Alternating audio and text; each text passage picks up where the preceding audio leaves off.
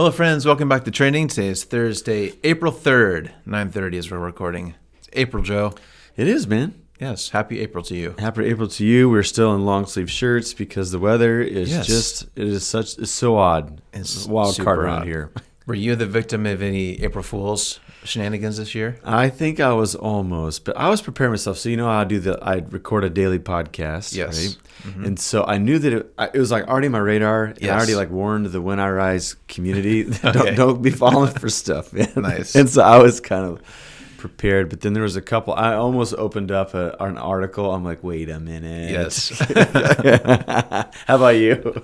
No, I don't think I fell in for any, but there's some good little headlines I saw. I think it's fun when people play with that. Yes. For a couple of days or an hour or whatever on April Fool's Day. So Jeff Graves is like the resident jokester around here. Yep. And he said the one that he saw that was the best was you bring in like a Krispy Kreme donut box. Okay. But inside it's nothing but vegetables. Oh. So people come in, Play-Doh snakes. Oh, donut, bang, and it's all broccoli. It's cruel.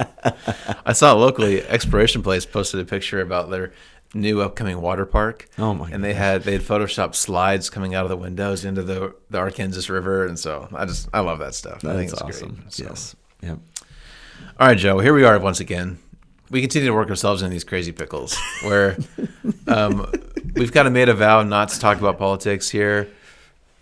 That's all that's in the news. Yes. Everything on all the sites that we check is all tariffs today. 401k, I think, is trending right now. Everyone's kind of processing all the tariff news from yesterday.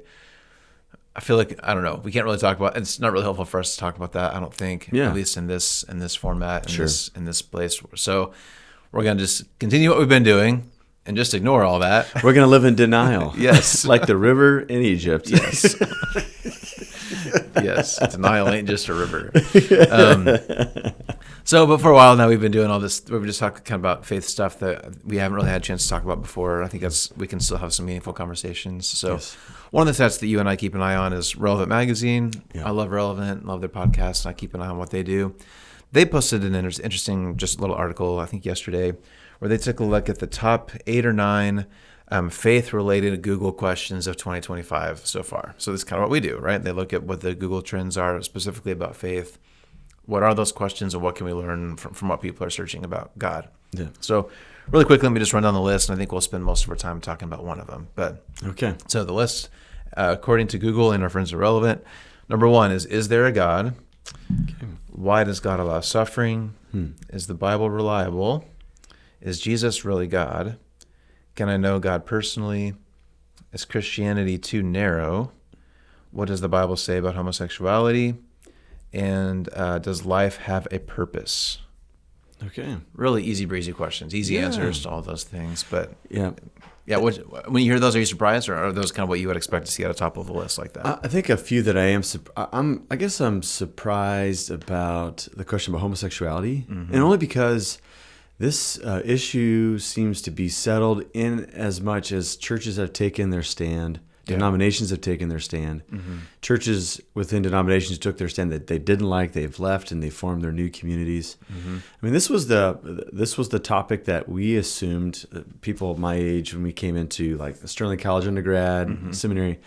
We assumed that this was going to be the topic that we would talk about and continue to think about, probably for the whole tenure of our ministry. Yeah, unless something cataclysmic happened in the earth, like if there was like a nuclear bomb dropped, then I think theologians would begin to circle around a new topic. But this is a big one, and social sentiment has changed drastically on that topic. And so, what do churches do now when, particularly churches with a view of sexuality, this heterosexuality? Like, what do we do now when the world around us is changing their minds? Yeah, and so I am surprised that one's in there. Yeah.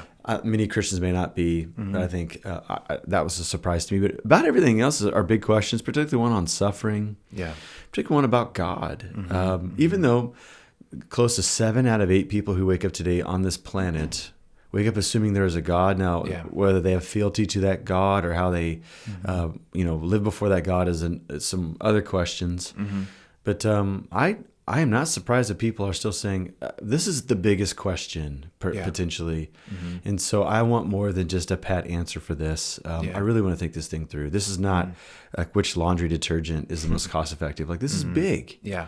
And so I think that I'm least surprised by that one. Yeah. So. Well, I think if you're up for it, that was kind of the one I wanted to talk about. All right. I mean, it's the number one question on the list. Sure. It's one that everyone's wrestled with, at least to some degree, right? And I kind of wonder, again, we'll kind of tiptoe carefully here, but the economy is probably going to be crazy for a little while. The world is crazy. It does kind of seem like we might be entering into a season where there might be more and more, or less and less certainty in the world. And that's usually, I think, a time when people at least start to question what they believe about faith and, God and what's beyond what we can see around us, right? So I think this I don't know, who knows? Maybe this will be an era where those questions do rise up to the top again. Yes. So you've been a pastor for a very long time. This is something you've thought about. I'm guessing you've kind of counseled people with questions like this. So if someone watching, or honestly for all of us, I'm guessing most people watching are on a similar faith journey that we're on, but they would say that there's a God and they're pretty confident in that. Mm-hmm. But they know people who don't necessarily believe that. So maybe you can also help coach us if people in our lives have that question. If someone came to you with that question, where would you start? Is there really a God? Where do you start? Yeah. Again, really easy breezy. Yeah, and I think what I would do is I would just start asking about their experiences, because obviously this question comes from a constellation of either tragic experiences, particular experiences where you felt like, man, if there was a good God watching over all things, surely this thing wouldn't have happened to me personally or to a person that I love and care about. And so I think a good tactic is we need to be kind, compassionate, and understanding. So why is this person asking this question? Yeah. Is it for a term paper and they need to interview, a ministry professional and a, self-proclaimed atheist and, spar with their answers? Mm-hmm. Or is it this person is, kind of on the back end of a constellation of events or experiences, and they want to say, how does this all fit? How does this all work? Because I want to see where people are starting from. Yeah. And then I think from there you can begin to say, and this is something that, his name might elicit so many reactions, but Rob Bell, I remember he shared a story of when a person found out he was a pastor one time. Mm-hmm. They said, well, I don't believe in God. He's like, well, tell me about the God that you don't believe in. What made you?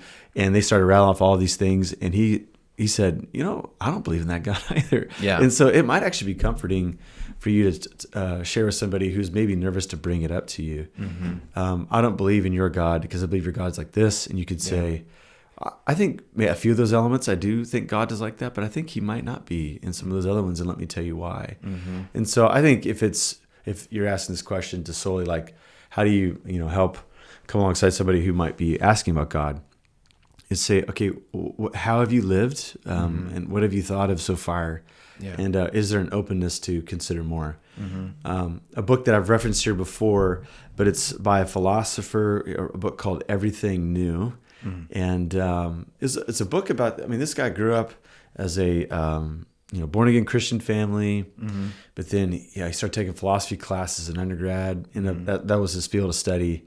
And there's just enough philosophy that is not cogent with faith, that he began to doubt everything, including like, is God belief just something that I have because my family does, or because the genes that I were given, biologically, predisposed me to think of something transcendent about me. And so he actually went through a period of atheism.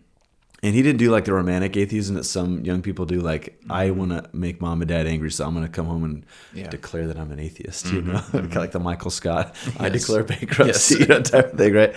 And so he said, no, like anything that I enjoy, it is solely chemicals splashing in my brain.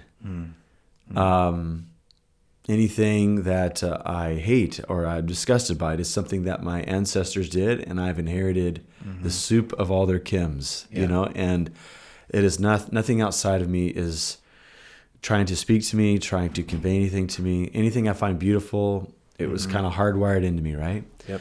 But he's like, over time, like through experiences, through more critical thought, he began to crack the door open again, suggesting that, like there could be a God, but he didn't necessarily go back to the Christian God. He didn't necessarily go back to the Christian God revealed in some, parts of Scripture that he had held before. Mm-hmm. So he found his way all the way back. And I liked one of his points of view on it.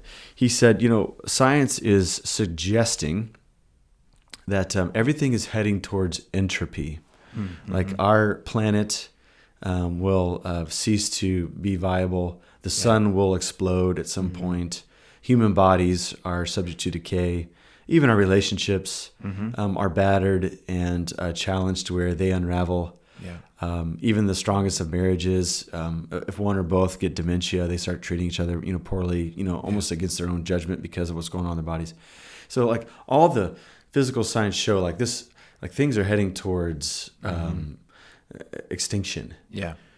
But then he saw that things were making a comeback. He saw that, actually marriages that were challenged, like they got help and they got stronger. Mm-hmm. Or someone who had cancer, it was assumed they were going to die. Not everybody, but they actually made a recovery. Mm-hmm. Mm-hmm. Communities that were under stress because of X, Y, and Z, they made a comeback too. Yeah. And so he said, I didn't have a theoretical framework to explain that. Because everything else is pointing towards, no, these things are unraveling. All things are coming to extinction. Why are things making a comeback? Yeah. And he said that's when he landed back on Christianity's shore, because resurrection gave him the framework of, no, there's a greater power. Something is being pulled up. Everything's not being pushed down, but some things are making a comeback. Yeah. And he found that uniquely in the story of Jesus. Yeah. And so to this day, like he's a pastor now, a small church, still teaches philosophy. He's still quite aware of all the arguments why one would not espouse God belief. But for him, like he's gone on that journey. And so I guess I would say the reason that I believe that there is a God, or one of them, and why I'm a Christian is because I sense the same pattern.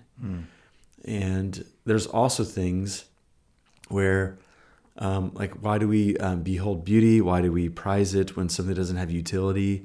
I think that Christianity gives us that framework. Yeah. And I think the religious life also helps bind our whole life together to where we can, all of who we are, our job, the way that we raise the family, the way that we have friends, the way that we use our money, it can all come up under one canopy, which is Jesus and his mission in the world. And so I think there's plenty to go on. I understand that there's some objections, ones that are not easily answered. But I think there's more than enough to go on for me to continue on the road of Christianity. And I think I start with like the Thomism, Thomas Aquinas, where he said faith seeks understanding. So I think that one can be responsible and thoughtful and start with faith. Say, I'm gonna believe. Yeah. I do have some unbelief. I do have questions. But I'm going to move toward understanding from a place of faith, not blind faith, but thoughtful faith, and continue to be curious and pursue the questions and not give up, but continue to deepen my faith through theoretical inquiry as I continue to be a part of the worshiping body of Christ that meets Sunday after Sunday together. Yeah. Whew, that was good. It's a lot there. Well, it's really good. I'm sorry, man. No, that's good. I thought this guy's gonna fall asleep at some point. No. That's great. Those are all really helpful. So, that kind of leads me to what the next question I was going to ask you is. I think there's, for all of us, you and I kind of grew up in the 90s, early 2000s, where I think that era of Christian culture, like apologetics was a big deal. There's kind of this big move to like using science and history and whatever to kind of prove God, which, of course, we can't really do that, right? Like we can't really prove God, but there's kind of this wave of the McDowells and the Lee Strobels and all this. Like, no, we can. There's there's not proof, but there's evidence of God, right? There's kind of we live through that era. Yeah. And now I think you're right that there's kind of this more, since we can't really prove it. I think a lot of people, younger people especially, are like, how does this affect my life experience, and how does kind of the postmodern view of things, right? So. I guess, do you want to comment on that? Like, if we're talking to someone who's asking these kinds of questions, do we kind of need to be prepared with both? Like, we can't prove God, but there's some pretty good evidence if that's important to you. But right. More importantly, like, what have you experienced? Is that would you kind of hold both when you're talking to people? Yeah. So I think fantastic question. I mean, with all the effort of apologetics, like I'm afraid that it really only serves the church. It doesn't really serve the skeptic, because most apologetics starts from a place that I think believers would hold in common, but maybe the skeptic would not meet you there even to start the conversation. Okay. And so I think I've heard it said this way: apologetics is less theory than it is performance. You're performing like you are trying to really objectively defend the faith. And the only people who applaud at that performance are Christians who hadn't thought about those things until you told them. Okay. And so that might sound harsh, but that's really how I've seen it. And so, and I think even like Josh McDowell would say, we're in a different climate where the evidence that demands a verdict type of material just doesn't have a starting place. Yeah. Because we start with presumptions that the average skeptic does not.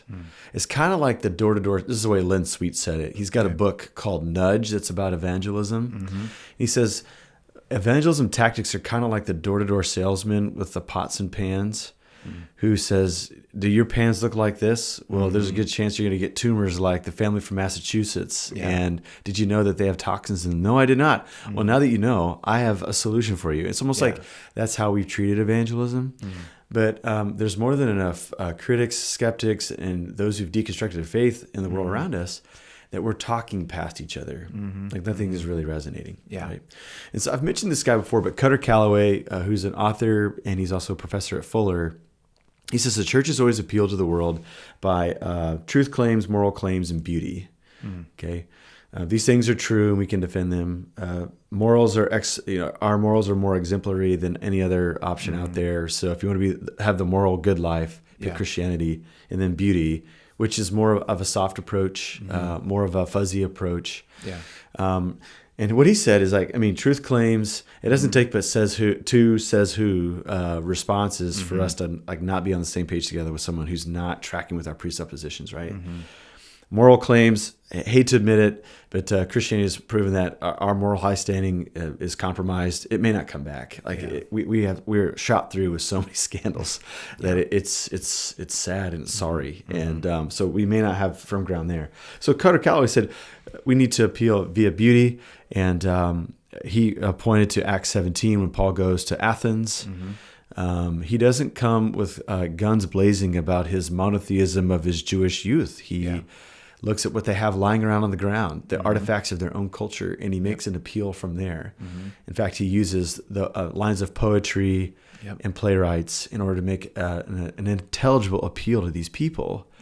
He still talks uniquely about the resurrection. He still calls people uniquely to Jesus and not some bland religion.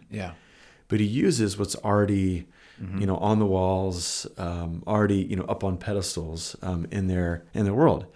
And I have just appreciated that approach when people do that, because it does seem to get to the base note of the common humanity that we share with the world around us. And that has the best attempt, I think, to get people on the same page with us. I think people are eager to hear more about Jesus. We see that. But unfortunately, there's so many obstacles in the way right now that we need to take our time. We need to take maybe a different tone and a different tactic. And then perhaps we might have a chance for our faith to get a hearing in a very complicated day like ours. I'll go back to what a pastor from Memphis that I knew once said. He said that we don't need to change our truth. We just need to change our tone. And I think we could do that. And even though the medium is the message, we would believe that as communication, students, the truth can be the same, but just the way that we go about it and the way that we present it. If we alter it, it won't alter the truth. And I think that's the type of truth that people are hungering and thirsting for today. If we just take the time to present it in a way that's a bit more appealing than what's the pattern been in the past. No, that's great, man. That's great. So if people, maybe someone watching right now stumbled across some YouTube algorithm, right? And maybe they're struggling with this themselves, or again, for our regular audience who might be interacting with people in their day-to-day lives, what are some questions that we can ask? If people are asking, is God real? How can I know he's real? Some of those kinds of questions. What are some questions that we can ask back to kind of get to that, not necessarily the apologetic stuff, but the emotional, deep felt need stuff that they probably are wrestling with already? What kinds of conversations should we start having? I think we start with, and I think this is in the bounds of our faith. We start with, you ask people, what do you see in the world? I would recommend James Choang's The Big Story. He has this great 4-circle gospel presentation that he started using on college campuses. He went away from the two cliffs and the cross bridge because he felt like it wasn't the fullest picture of Christianity. Okay. And so he's got the 4 circles, but he starts with, what do you see in our world? And people will say, I see corruption in governments. I see crime in our streets. I see, brokenness in lives. I see mental health that's on the rise. Yeah. All people dying of cancer, all this stuff. And then you ask the question, do you think the world should be that way? Is this as good as it gets? Or do you imagine that the world could be better?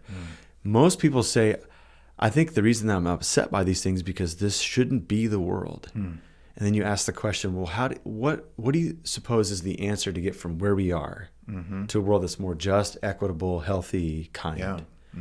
And that opens up an array of wonderful conversations. That's a great question. And that, I think, leads us right to the doorstep of the gospel of the kingdom that we find in Jesus. And we'll put the link maybe in the description, but that 2-part video that he does, I mean, first time I heard it, I'm like, this is what I've been searching for. This is probably the most concise way to articulate what God is up to in the world around us. Yeah. I think everyone is interested in what's going on in the world around us. It's when we start to say, if you were to die tonight, do you know where you'd go? There's just so much speculation in answering that question. Yeah. It's a fair question probably for people in the faith, but it doesn't seem to be landing with what people are concerned with in the here and now. Yeah. And I just wondered if we have the courage to talk about life here and not just what life might be in the far beyond. Yeah. And to be reminded that the prayer that Jesus taught us, he said, we need to ask God, your kingdom come, your will be done on earth as in heaven. Yeah. The fullest picture of Christianity is a redeemed world. It's not a spaceship, evacuation from here. Right. But it's God renewing his project all around us. And so if people are interested in seeing the world better around us, then I think there is a great chance for Christianity to get some attraction and some traction in a world like ours, where people are like, this place has to get better. Yeah. And I think Christianity can be just the message for that. Yeah. I love that. That's a great way to think about it. Great questions to ask. Good. I'm still swimming through everything we just talked about. Anything we need to close out with, or are you good with that? I think so. One of my this was an aha moment for me. So we watched the movie Tangled back in the day. Yeah. So let's bring it down a shelf. Okay, I'm ready. So if you know the plot for Tangled, the main character's story is taken from her parents to the king and queen of a nation. Yeah. And she's kidnapped, and in her crib and in her nursery, there's this sun pattern that she probably saw from her earliest time that her eyes were opened, right? Yep. And so while she is in seclusion, in captivity, her mom, her captor, tries to keep her locked up, right? This is Rapunzel, right? And so she paints on the wall. And she finally has the aha moment when she takes a trip into the main kingdom. She brings home this little flag type of thing with this sun thing that was in her nursery, right? And she has this aha moment where when she looks in the room where she's been painting all this time, there's all this negative space, all these empty spaces, and it's that exact sun pattern. And it all gets together. And I thought, that's how I think meeting Jesus is like. Your life is full of things and experiences. And you hear the message of Jesus, and then you begin to say, okay, this all fits. And he's been there the whole time. Yeah. I think that might be the most benevolent invitation. It's not saying you need to discover a God that you've never thought of before. But no, I want to introduce you to a God who's been there the whole time. I think that might be the most lovely appeal for anyone who might be searching for the biggest questions that that human experience seems to elicit. Man, that's great. I love that. I love that even more. That's great. But wait, there's more. Yeah. So, no. Yeah, those are good, man. Those are good questions I think we can all take with us, and those are good things. And I think it's just a good reminder that people around us are asking these questions, and that people are searching, and it's a troubling world, and people are looking for help and for hope, and hopefully we can be those kinds of people. Maybe especially around the Easter season. As Easter's coming up, we can be those kind of people. Yep. So. Yeah, good call. Okay, well, let's wrap it there, shall we? Hang up the phone, man. Okay. Thank you, my friends, for watching or listening. Have a great rest of your week, and we'll see you next time. See you next time. See ya.